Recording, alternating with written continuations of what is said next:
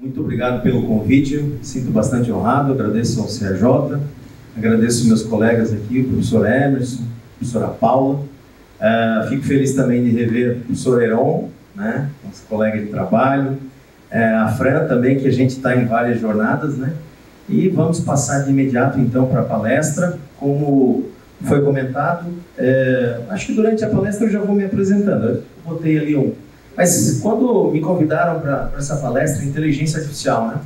E eu tenho sempre falado que em 30 anos de formado, trabalhando com IA, o último ano, 2023, foi o ano que eu mais dei palestra na minha vida, né? E, obviamente, que isso se deve ao famoso chat GPT, né?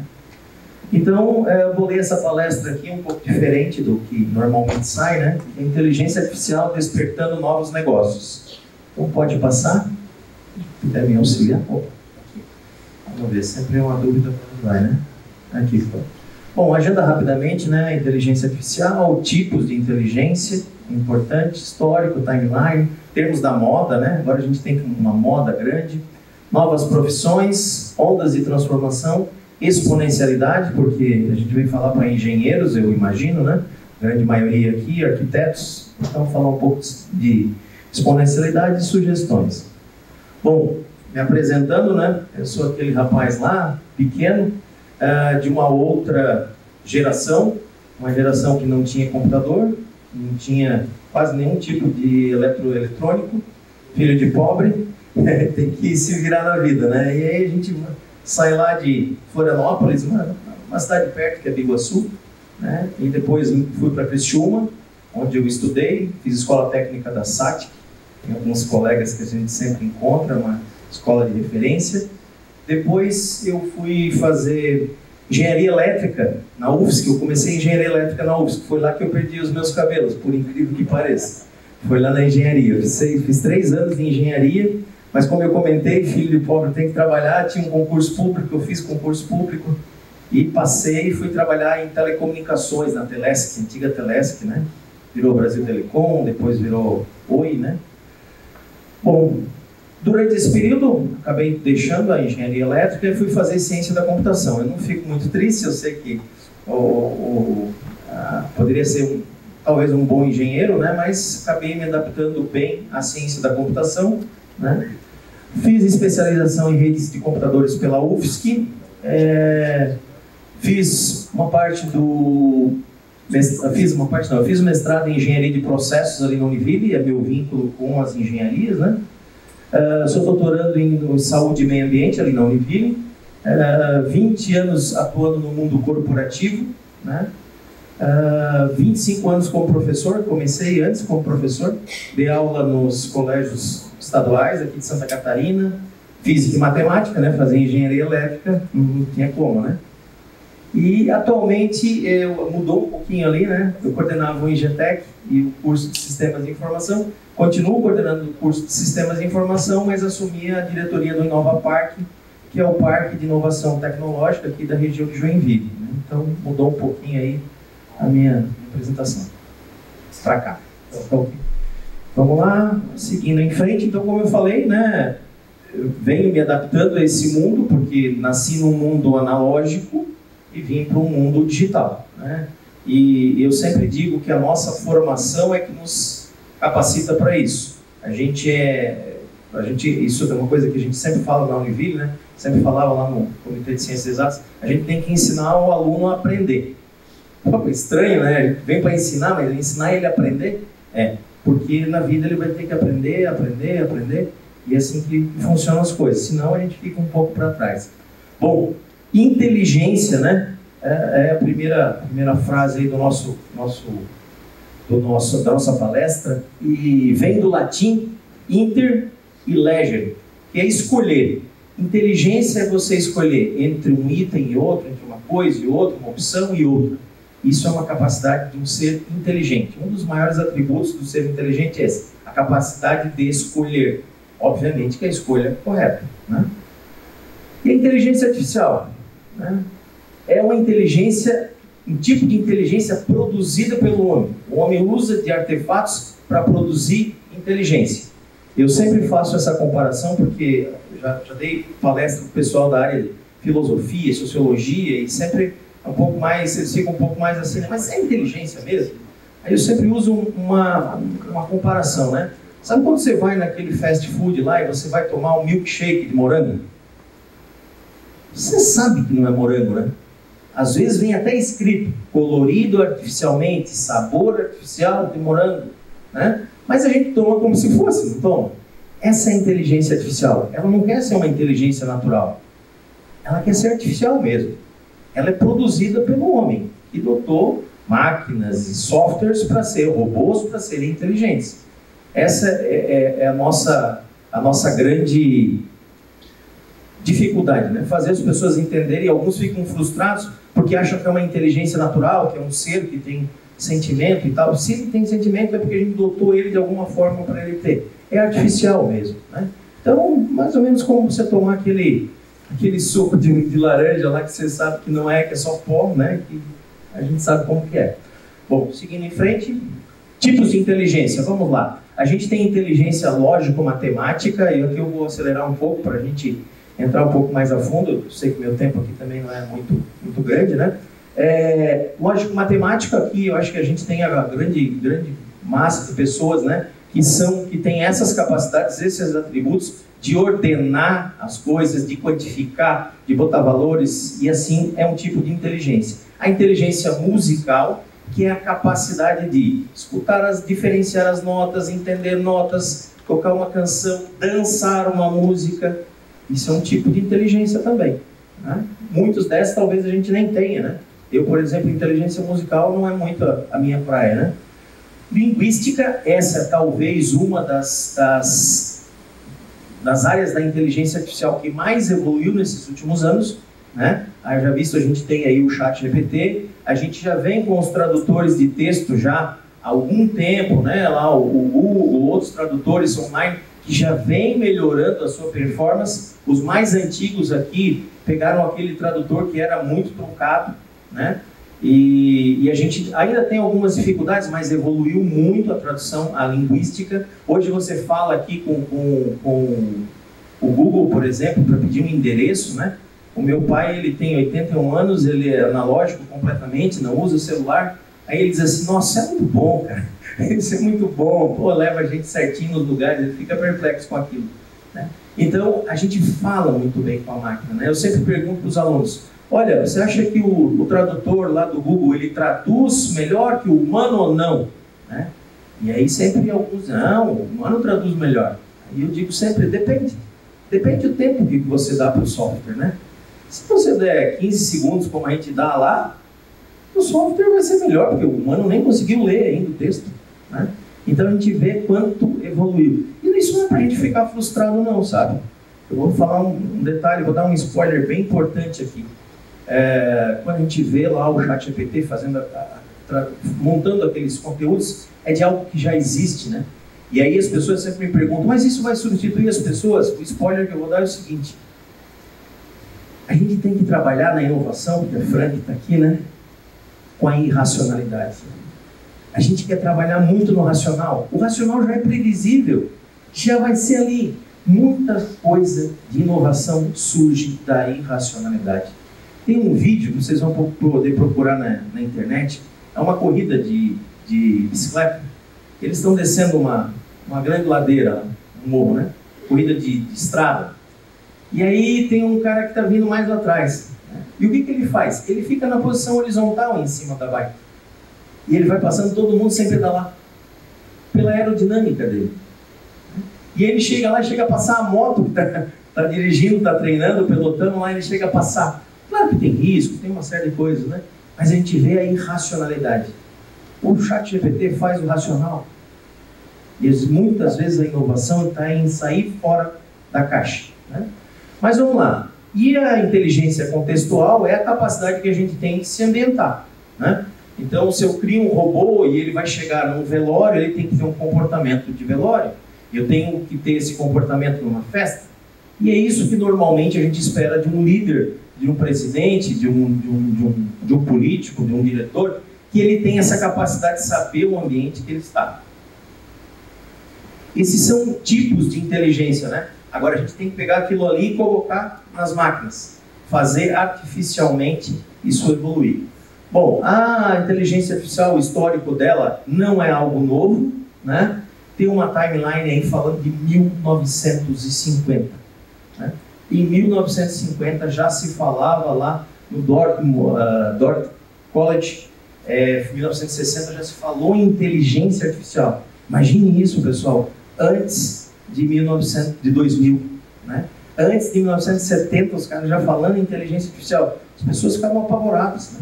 Pô, isso é o anticristo, é alguma coisa assim que não era bem-vinda, né? E aí a gente vai tendo a evolução ao longo do tempo, e depois a gente vai ver um pouquinho mais para frente lá a não linearidade disso, porque nos últimos anos vem tendo uma evolução muito grande, né? Primeiro, na década de 50, se trabalhava com a inteligência artificial, mas não tinha o apoio computacional. A gente vem a ter o apoio computacional popularizado a partir do ano 2000, né? Eu trabalho com IA, para vocês terem uma ideia, formei em 98, faz um tempinho, e na época eu fiz um sistema de previsão de cheias lá para Blumenau, né? Às vezes até me perguntam, mas continua enchendo Blumenau? Enche, mas eles sabem que vai encher. Por quê? Porque eles já têm software para isso, né? E na época a gente não tinha, né? Não tinha nem Google, né? Imagine fazer um software utilizando redes neurais artificiais, que é a minha área de pesquisa, numa época que nem Google tinha.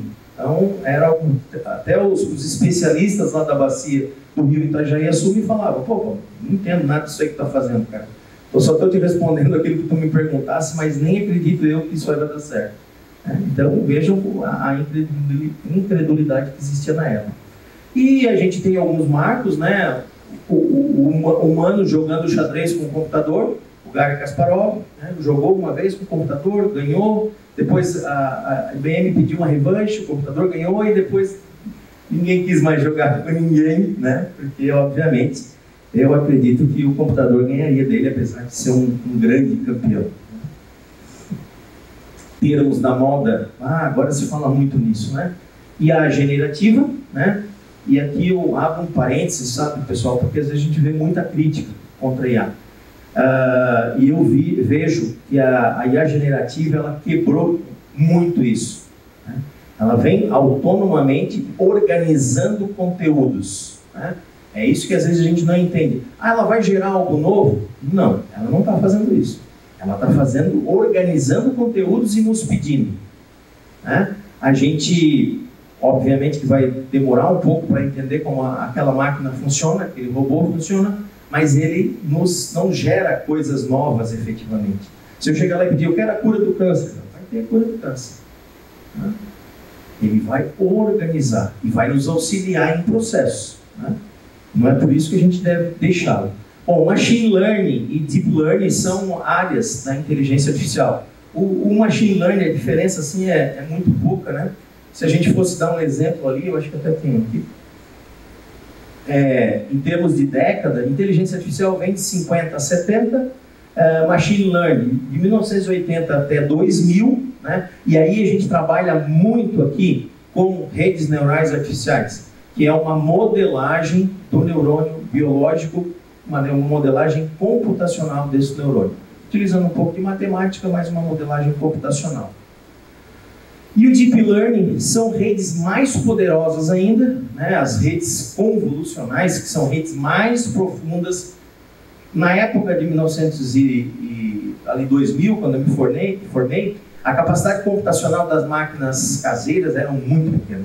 Hoje a gente tem uma capacidade fenomenal até no celular, né? E isso nos permitiu ter softwares mais poderosos, fazer cálculos mais poderosos com uma rapidez maior. Então, essa é a grande diferença aqui do Machine Learning e Deep Learning, né? A importância da IA.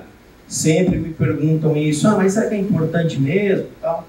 Bom, eu vou dar um case aqui, que é aqui de Curitiba, que é bem próximo nosso, de um robô chamado Laura. Alguém já viu essa reportagem? Já é antigo, não é novo não. Robô chamado Laura. O que aconteceu? Qual que é a história? Sempre toda boa solução, às vezes tem uma boa história por trás, né? Um profissional da área da computação, ele teve uma menina, né? recém-nascida, ela já foi para a UTI. Né? E, para encurtar um pouco a conversa, ele perdeu essa menina lá. Essa menina teve septicemia e morreu, veio a óbito. Mas o cara ficou tão indignado, porque ele era da área de ciências exatas, ele queria entender o processo, o que estava acontecendo lá. É diferente das vezes, de um pai ou uma mãe que não tem menor conhecimento do mundo, o médico vai fazer, né? Não, mas ele queria entender, esse pai, o que aconteceu.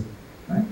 E ele chegou num ponto a perceber que o seguinte, tinha tantos parâmetros ali envolvidos na previsão de septicemia, que ele precisava de um sistema para fazer isso, para auxiliar os médicos.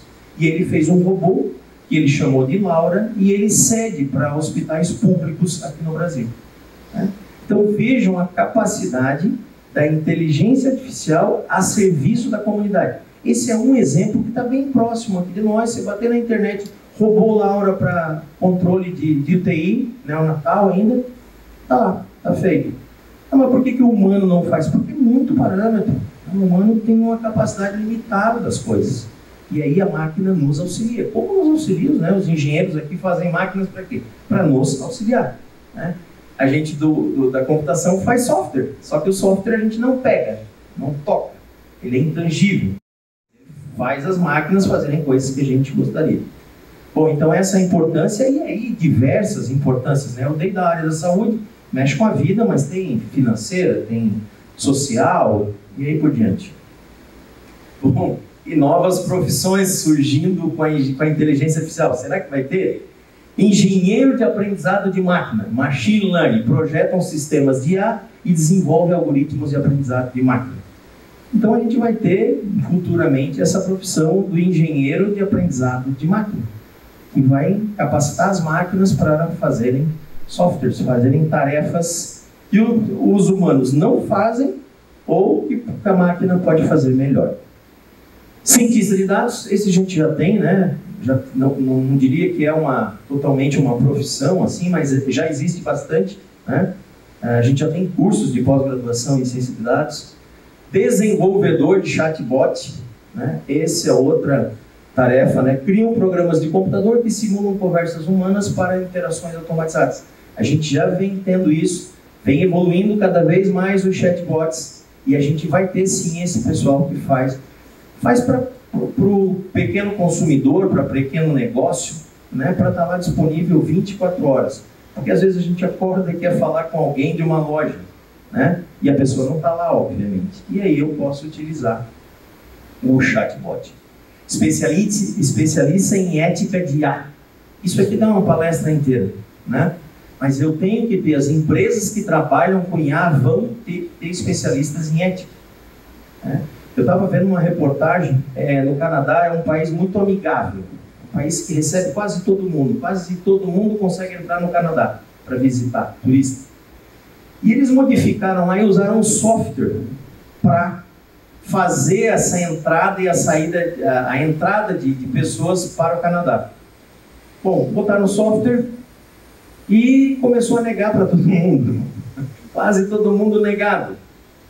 Tinha algum problema no software que eles fizeram? Não tinha problema. O problema não estava no software.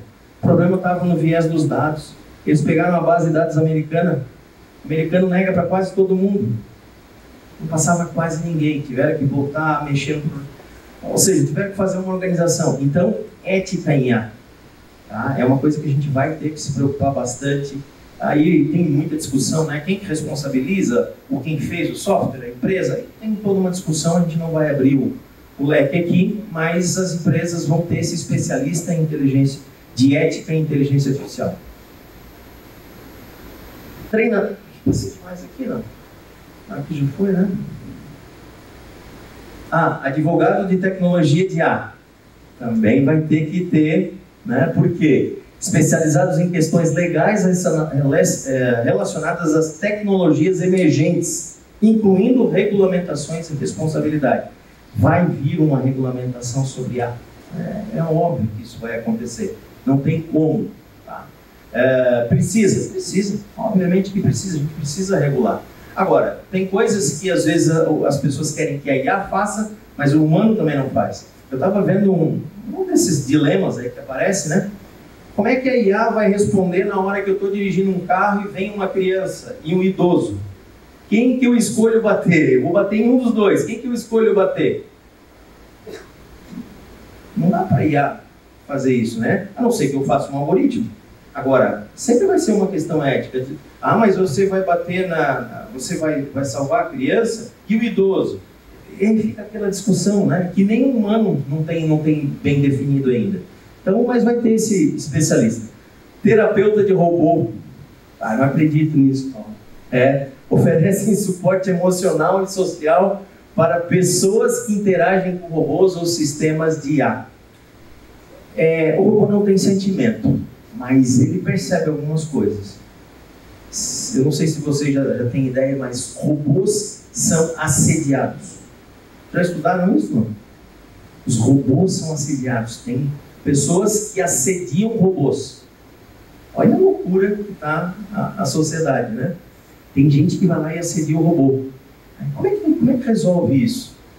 Como é que a gente faz? Como é que a gente lida com isso? Então, obviamente, quando eu falo ali terapeuta de robôs, é para essa interação. Tem pessoas que vão precisar disso. Tem gente que segue algumas linhas, acaba ficando amigo do robô, né? Só falta pedir terapia lá pro cara, né? Porque acha que é um amigo, que é né? Às vezes é uma pessoa sozinha também, né? Tem essa linha aí, mas a gente vai ter essa parte aqui. Curador de dados, aquilo que eu já citei anteriormente, né? Gerencia o conjunto de dados, garantindo qualidade, integridade, relevância para treinar os modelos de IA. É algo mais complexo que a gente fazia no laboratório. Pegar o dado, treinar e liberar a rede. A gente olhava os parâmetros de assertividade da minha rede neural, do meu robô. Não é só isso agora. Eu tenho que ver se esses dados são válidos para aquilo que eu quero. Teve uma empresa, bem citado, né, teve uma empresa que foi fazer contratação de profissionais para a área de TI. A empresa queria contratar metade homens, metade mulheres, né? E quando foram fazer o algoritmo, só contratava homem. Não contratava mulher. Aí por quê? Porque pegaram uma base de dados que era toda masculina. Aí precisa do curador de dados para entender o que vocês vão fazer, que tipo de dado você precisa, para que é. Não é só o cara técnico, chega lá, pega, bota, treina e vai. Depois mexeram lá de um jeito, só pegava mulher, pegava homem que tinha estudado em escola de mulher, com nome de mulher, escola básica, tá? Pegava só assim, tu tem que pensar o que tu está fazendo lá. Por isso que vai abrir essa área aí, né?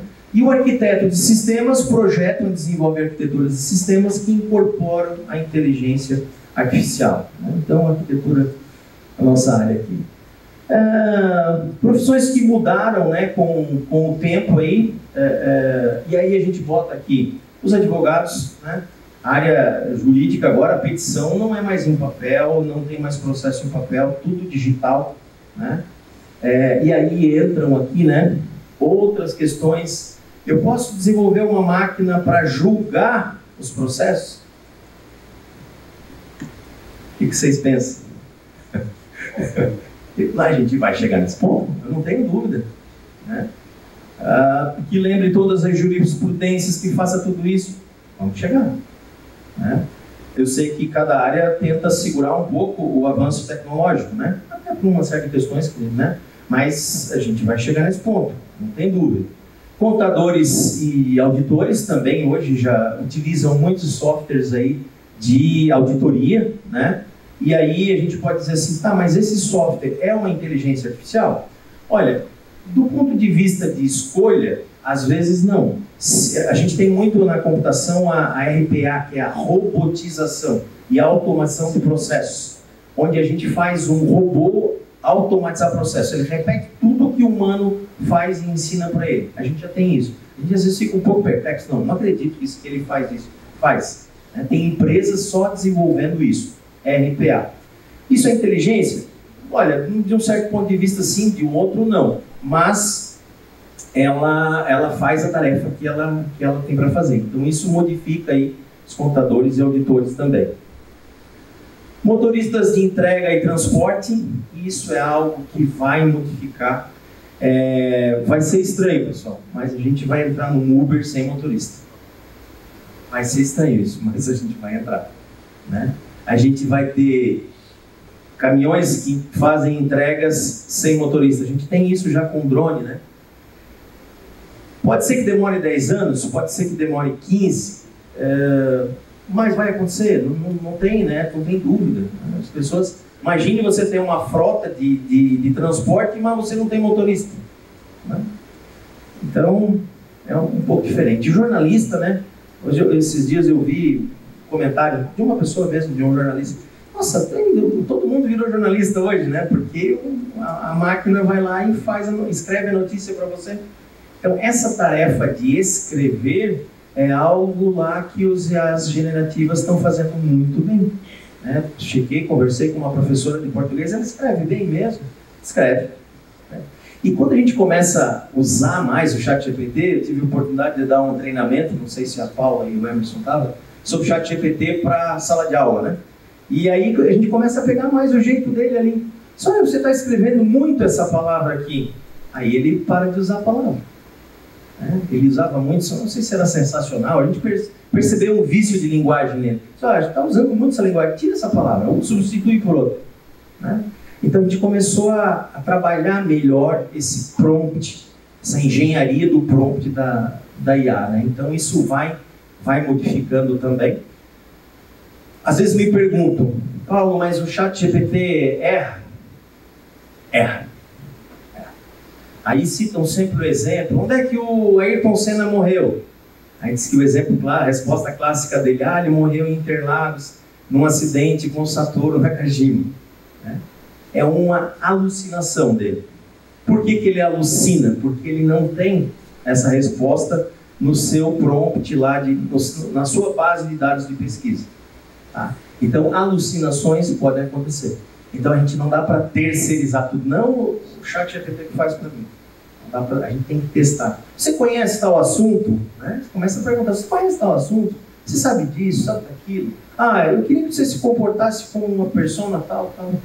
Então, tem uma forma de falar com ele. Também não é o caso aqui, né? Bom, recursos humanos, a gente vai contratar muito utilizando software e também vai demitir utilizando software, né? Hoje até já faz um pouco isso, né? E aí é outra questão que abre pontos, né? Mas como é que faz isso? Como é que não faz? Vai usar a inteligência artificial, ela reflete um pouco o que é a sociedade, né? E se a sociedade ela demite sem tantos critérios, os softwares vão demitir conforme forem treinados para isso, né? Então é sempre um reflexo disso. Médicos e profissionais de saúde, né? A gente dá uma disciplina aqui na Univille, no curso de medicina, que chama Tecnologia da Saúde, porque o nosso médico está ficando bastante tecnológico também, né? E não dá para abdicar, não vou me envolver com isso, é muito desperdício, né? A inteligência artificial ela pode nos servir muito mais do que simplesmente fazer tarefas simples, né? Ela consegue fazer algumas tarefas complexas, e aí eu falo de minha experiência própria. Previsão de cheias é algo complexo, né? E aí a gente vê a dificuldade que o homem tem em criar uma equação para saber que uma gota de chuva que cai lá em Rio do Sul, que hora e momento ela vai chegar em Blumenau. A computação ela vai te ajudar, né? A inteligência artificial vai te ajudar a minimizar esse erro e fazer de uma forma, através de regressão logística, através de uma série... A IA, ela usa de todos os artifícios, eu não mencionei aqui, filosofia, psicologia, pedagogia, biologia, a gente trabalha muito com a biologia e inteligência artificial. Tem pesquisas, eu sei que aqui na UDESC faz bastante pesquisas, né? Em algoritmos bioinspirados, inspirado na colônia de formiga, na colônia de abelhas. Então tem muita coisa que a gente utiliza o conhecimento de outro para a computação, para a inteligência artificial. Tem muitos trabalhos muitos e excelentes trabalhos aqui na UDESC a respeito disso. Bom, tem uma notícia, né?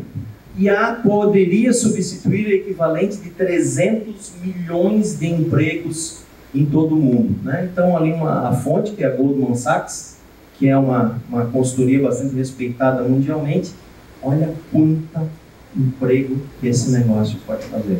E a gente não acompanha, né? Eu tento acompanhar essa evolução agora nos últimos meses, e antigamente a gente trabalha com algumas linguagens de inteligência artificial. Agora a gente já entra na LLM, que é a linguagem da IA generativa. Já é um outro tipo de tecnologia, uma outra forma. E aí, para nossa reflexão, eu sabia que muitos aqui eram engenheiros, e eu coloquei alguma coisa interessante aqui, que a Fran, que está nesse mundo aí da inovação, sempre coloca lá, né? Mas eu coloquei aqui também. Mundo VUCA, antes de 1980, após a Guerra Fria, né? Era um mundo volátil, tá? Algumas características muito rápidas, a gente não vai entrar aqui. Um mundo incerto, o que vai acontecer depois?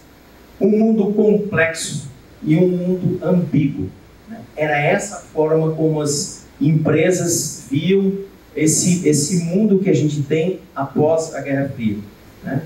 Essa complexidade, essa ambiguidade, né? E a gente passa a não ter certeza de muitas coisas.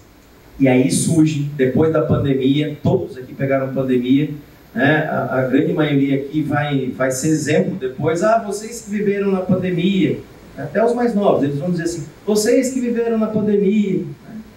Mundo bunny, um mundo frágil, um mundo ansioso, um mundo incompreensível, que as pessoas estão muito complexas. Às vezes, quanto mais eu conheço as pessoas, mais eu prefiro os robôs, estou brincando. Mas é mais ou menos isso. Tem gente que às vezes deixa a gente até um pouco triste. Mas tem um detalhe que aqui eu acho que encaixa com a engenharia. A não linearidade. É isso que a gente tem que se tocar aqui na parte da inteligência artificial, como em várias outras. Se eu tenho que passar aqui, bom, eu não vou explicar isso aqui, mas todo mundo, acho que a grande maioria que já fez o cálculo 1, né, que estudou lá limite, função, derivada, função, entendeu o que é uma função exponencial. Às vezes a gente fica lá preso no cálculo, no quadro, a imagem está lá, mas a gente não usa no mundo, né? E a gente tem que entender a velocidade com que as coisas crescem. E aí eu queria deixar aqui, ó, essa parte aqui não vai dar muito tempo ali. Tinha uma frase de um professor, ele já faleceu, mas ele falava: o mundo é não linear, Paulo. A gente aprende linearidade no cálculo, mas o mundo é não linear, as coisas são não lineares, e a gente tem que ver onde é que a gente está inserido. Olha só, 1956, a IBM lança lá um armazenador, né, o computador, com 5 megabytes. Bytes são 8 bits. Isso em 1956. 2005, 128 megabytes. 2014, 128 giga. 2016, 256 giga. O que eu quero que vocês percebam aqui? O preço, que ele não vai crescendo na mesma velocidade, e a capacidade, que vai aumentando de forma muito grande. O que nos leva a pensar nisso? É que às vezes a gente não para pensar, correria, está todo mundo fazendo o seu trabalho, seu artigo, sua pesquisa, é aquela correria. Mas o que acontece? A gente tem que se apropriar disso. Está havendo uma evolução do hardware, e o que eu me apodero disso? Será que eu posso prever e posso projetar alguma coisa que vai precisar uma capacidade maior? Antigamente não dava muito para fazer isso. Hoje a gente já consegue perceber essa não linearidade. Essa foto aqui é interessante. 2005. Aquela ali é uma missa na Basílica de São Pedro, né? Lá no Vaticano. Estão vendo ali, em 2005, tem uma moça virada para cá, ela está saindo numa foto. Não sei se vocês conseguem perceber. Tá? Ela está saindo numa foto ali. Tá? está tentando aparecer na foto. Olha 2013. A quantidade de celulares que tem tirando foto. Olha a loucura que é isso. Não é só aqui, né? Olha Nova York em 1900. Olha quantos carros tinham lá em Nova York. Bastante carroça, trole. Um carro ou outro em 1900. Em 1913, olha a quantidade de carro. Em 10 anos. O que eu estou puxando aqui? Para a gente perceber que a gente está num momento da inteligência artificial onde ela está explodindo, onde a curva está fazendo a subida já, e ela vai fazer essa subida muito rápido. E quem não acredita, vai ficar esperando. Vai ficar esperando que as coisas vão modificar. Nós que somos da ciência, a gente tem que estar atento a essa mudança que está acontecendo. Quando a gente estuda lá no cálculo exponencial, função, a função x, função y, tem um porquê de estudar aquilo lá. É que a gente tem que perceber essa modificação que ocorre na sociedade. Para a gente buscar ações, e aí, vou vender um pouco aqui, inovação, negócios. A gente tem que perceber isso. Bom, aqui só para, didaticamente, né, a primeira onda, né, isso aqui é um artigo do Joseph Schumpeter, é de 1942 já, e a gente vem acrescentando algumas coisas, né? 1785 a 1845 é a primeira onda, força hidráulica, têxtil, ferro. Olha lá quanto tempo demora essa onda. Depois, na segunda onda, já vem energia a vapor, máquina a vapor. Os engenheiros mecânicos aqui, né? Parte química começa a se evoluir. Motor a combustão. Desculpa, pulei ali, né? Ferrovias e aço, né? Já diminui um pouco, 60 para 55 essa segunda onda. Na terceira onda, eletricidade, químicos e motores a combustão. 1900 para frente. Olha só, 50 anos. Quarta onda, petroquímicos, eletrônicos, aviação, 40 anos. Vem de 1950 até 1990. E aí já vem internet, software, novas ondas, que é a quinta onda, né? Que já envolve a parte de internet, né? Os mais antigos e saudosistas aí pegaram a época do BitNet, né? Acho que aqui na UDESC também usaram o BitNet, né? Era como a gente se relacionava, né? Eu não estava falando aqui sim. A internet era assim, usava BitNet. Hoje a gente fala, a gente conversa, vai vídeo, volta. Passei a apresentação para o Murilo aqui não vai 60 mega, vai demorar, né? Daqui a pouco foi pelo celular, 5G. A gente precisa se inteirar disso. E aí vem a sexta onda. A quinta onda levou 30 anos. Agora a gente já entra numa terceira onda. Inteligência artificial, que já vem sendo trabalhada. IoT, drones e robôs, cada vez mais. Energia limpa e chat GPT, né? E a generativa de um modo geral, né? Então, quanto tempo vai durar essa sexta onda? Não sei. O que vem depois, também não sei. Mas que ela está passando rápido, tá. E que estão criando novas tecnologias, está passando muito rápido. Bom, eu não trouxe os vídeos aqui, mas só para ilustrar, né?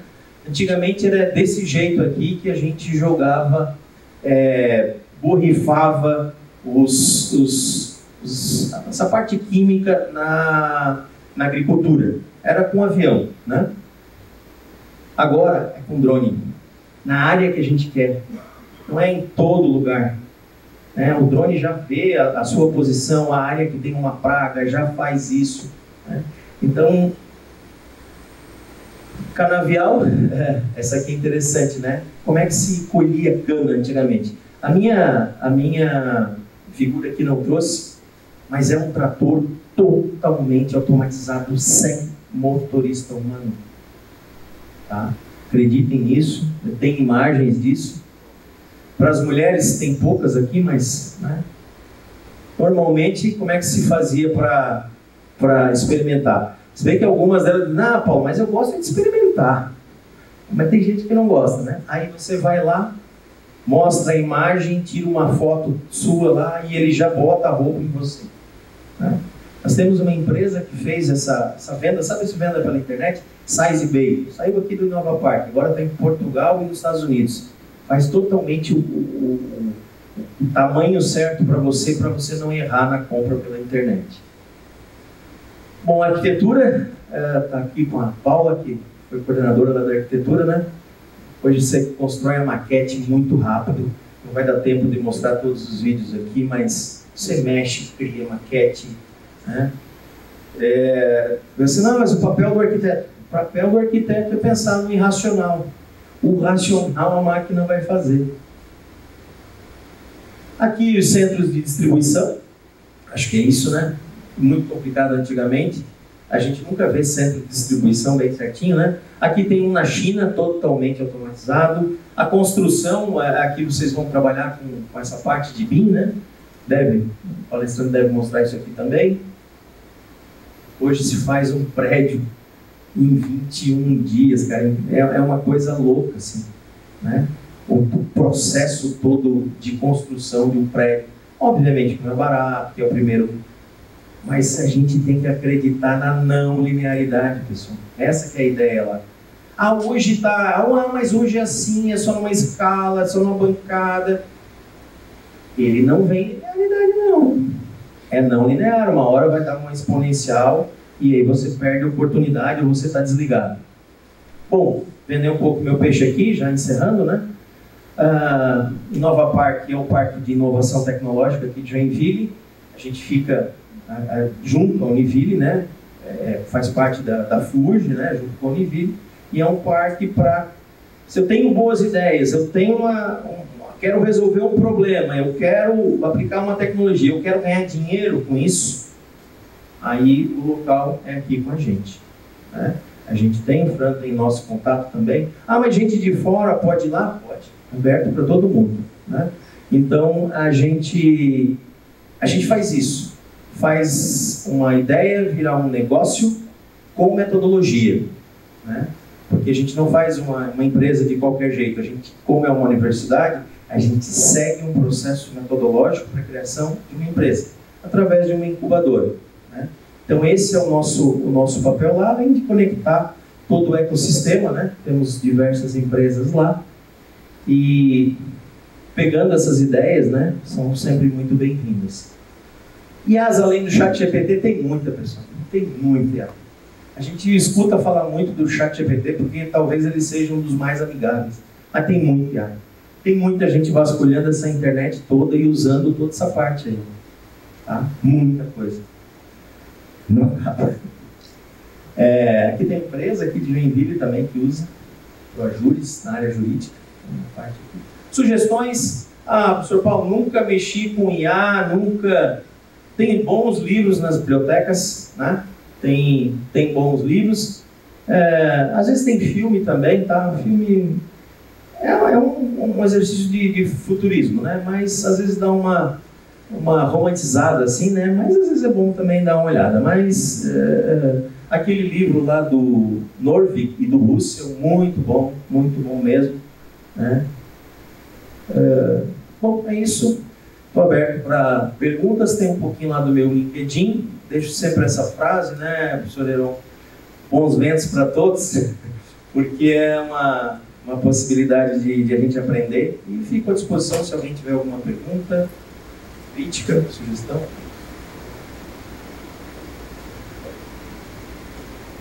Palestra depois do almoço é sempre complicado, né? Valeu, até que deu. É isso? Tá bom, obrigado.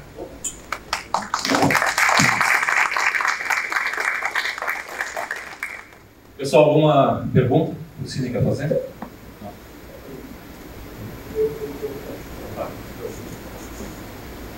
Saúde. Então, boa tarde, Paulo. Isso mesmo. Uma dúvida, assim, eu já tenho, não usei estudado a fundo, né, mas inteirado do assunto da questão de inteligência artificial, minha graduação também é processamento de dados. Então, mas quando você falou que até então vamos dizer assim, a inteligência artificial não tem a capacidade orgânica de produzir, certo? Eu imagino que até então todos os conteúdos sejam inseridos por rotinas ou de maneira, vamos dizer assim, o input manual, né? Então, mas eu imagino que vai chegar uma hora que ela vai ter a capacidade orgânica de ela produzir. É verdade? Se sim, quando? Que ano? Olha só, a tua pergunta é muito difícil de responder. Eu venho de uma escola que é emular o pensamento humano. Até que ponto isso pode se tornar orgânico ou sair fora do controle, uma máquina ser autônoma? Eu ainda não consigo te dizer se isso vai acontecer, né? E quando, porventura, vai acontecer. Eu sempre digo o seguinte, até porque venho de uma inteligência artificial que a gente trabalha muito especificamente. E ela faz coisas muito boas, de qualidade notável. Mas é uma tarefa pequena. Ela não sabe me dizer se esse estofado aqui é madeira, ou é um tecido, ou é ferro. Não consegue ainda, já melhorando esse processo. Agora, se vai acontecer de uma inteligência orgânica, eu ainda fico um pouco descrente um pouco disso, né? Acredito que ela é artificial mesmo. Se ela for se tornar orgânica, não vai mais ser artificial. Vai ser própria, né? Eu pergunto isso, logicamente, tudo vai depender do ser humano, né? Mas hoje sabemos assim que você tem implantação de chips neurais e essa junção aí pode ser perigosa, não sei, faz sentido ou não? Pode ser perigosa, pode ser. Eu acho que não sou especialista nessa área, tem gente que pensa muito mais que isso, mas as palestras que eu tenho ido realmente tem IA que dá uma complicada nas coisas, né? Complicada em que sentido? Algoritmo com viés racista, sexista, tem problemas ali que a gente ainda não resolveu, que pode melhorar bastante. Eu acho que a gente vai evoluir, tá? Mas assim, pensar, né, esse mundo aí que até o cinema normalmente é que traz isso, né? Mas que é uma coisa que se pensar. Antigamente até nem se pensava muito, mas hoje se pensa muito mais nisso, né? Eu ainda fico um pouco distante, acho que isso não vai acontecer. Agora, ela está se especializando cada vez mais em fazer a tarefa que o humano faz, a tarefa específica, muito bem feita. Tem muita gente vendo, acompanhando só o ChatGPT, mas tem uma outra galera, uma outra moçada, muito pesquisador, trabalhando em outras áreas, resolvendo problemas muito específicos. Por exemplo, esse robô Laura aqui de Curitiba. É um robô para controlar a septicemia e UTI, monitorar a UTI. É específico. Só o pessoal de hospital que vai usar, né? Então, tem muita gente trabalhando em outras áreas, mas no orgânico eu ainda estou um pouco descrente nisso. Obrigado. Deixo mais só aquele spoilerzinho que eu dei, né? O ChatGPT vai substituir todo mundo? Ele faz coisas racionais, ele é inteligência. E a gente muitas vezes, para resolver problemas, usa a nossa irracionalidade. Coisa que eu queria lembrar. Às vezes sai fora da caixinha, porque tu é condicionado a pensar daquele jeito ali. E às vezes para a solução tem que pensar um pouco fora da caixa. Eu gostaria de agradecer o Paulo por ter dado essa palestra, fazer um comentário que até é um pouco irônico, mas ele nos deu uma palestra ao longo do ano que passou, no nosso programa de palestra do CAJ, que vai ao YouTube depois, e por ironia, a palestra sobre inteligência artificial deu bug. Foi a palestra que nós perdemos. Então isso foi algo que, inclusive, hoje é a nossa satisfação de tê-lo aqui, porque agora Roger, não vai dar bug hoje, né, Roger? Mas na época eu fiz um comentário que eu gostaria de reforçar aqui, ou repetir, em que eu, ao assistir a palestra dele, eu saí convencido de que está em risco, sim, tarefas repetitivas. Agora está potencializado todas as tarefas criativas. Então, nós que somos do ramo tecnologia, nós que somos do ramo de fazer acontecer, do ramo da concretude, estamos recebendo uma ferramenta potencialíssima. Nós estamos ganhando braços, pernas, tudo. Com relação a ela se tornar autocriativa, eu também quero crer que nunca vai acontecer. Mas a ética humana é o nosso inimigo. Porque a partir do momento que começar a unir organicamente a máquina ao ser humano, eu acho que esse é o risco. Espero que tenhamos ética forte o suficiente para evitá-lo. Obrigado, Paulo. Obrigado. Só um parênteses, né? O ser humano ele tem uma capacidade grande de se adaptar. Às vezes a gente esquece isso, né? Quando a gente vê a máquina, se adapta. A máquina já faz isso, vou fazer outra coisa que ela não faz. A gente tem que fazer. E isso vem daquelas pessoas que às vezes nem estudaram tanto, mas ela tem aquela malandragem do dia a dia, né? Pô, aqui não dá certo, cara, eu vou tentar por isso, eu vou hackear o sistema, né? Como a gente diz beneficamente, né? Vou dar uma hackeada aqui no sistema. O ser humano ele é muito criativo, ele se adapta muito bem. Então, eu acho que, além de tudo isso que você falou, né? Assim, o ser humano tem essa capacidade de se adaptar, né? E isso ninguém vai tirar da gente, né? E essa componente ali da irracionalidade, às vezes que a gente pensa fora da casa, a gente descobre umas ideias que a gente nem tinha, né? Nem tá pensando naquilo, mas daqui a pouco resolve, tanto resolver o problema, né? Eu deixo sempre uma frase de um conhecido meu, o Dr. Norberto Cabral, que faleceu aqui, é um neurologista. Ele dizia assim: sem estresse não há movimento, Paulo. Se não estiver bem estressado, não sai a solução. É assim que acontece, né? Tá tranquilinho, não vem. Quando está estressado, daqui a pouco vai lá e tem a solução do negócio. Então é isso. Obrigado mais uma vez. Fico à disposição sempre. Ok, Paulo, muito obrigado. Veja, um tema altamente importante que a gente teria que ter aqui praticamente um dia inteiro aí disponível para que você pudesse falar para a gente isso, né? Senta aqui comigo. Eu queria chamar o nosso diretor, engenheiro Luiz, para fazer a entrega do certificado, então, de palestrante, deixar registrado esse momento. Luiz, nosso diretor do Centro de Engenheiros,